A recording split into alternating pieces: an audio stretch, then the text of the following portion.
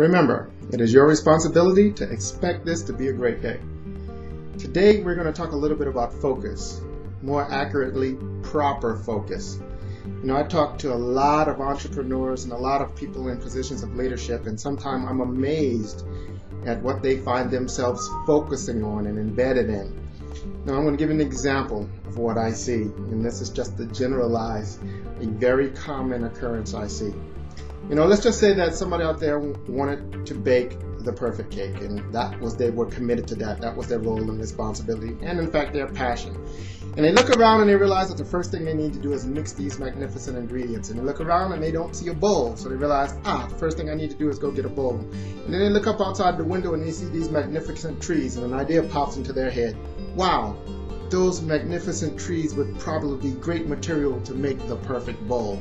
So off they go out into learning how to make the perfect bowl. They're calling people that the bowl makers, and they're reading books on making bowls, and they find out, and they finally get this education up on how to make bowls, and they're out there, and all of the time they're working really hard at this. When you ask them, how's it coming, how's the cake coming, they say, I'm working hard, I'm getting closer.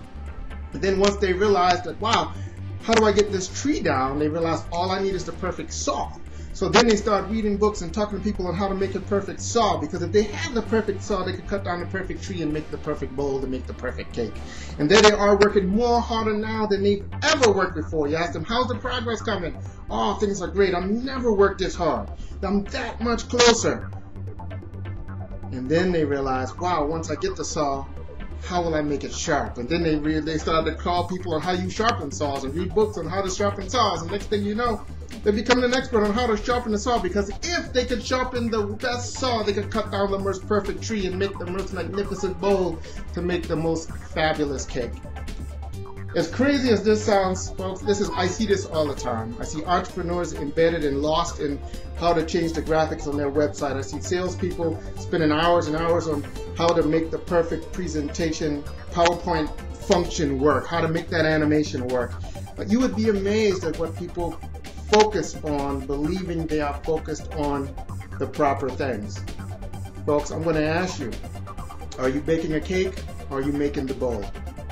You know, this is a common mistake that people make, confusing being busy and working hard with being properly busy and hardly working at the critical success factors, those things that are really critical for their success.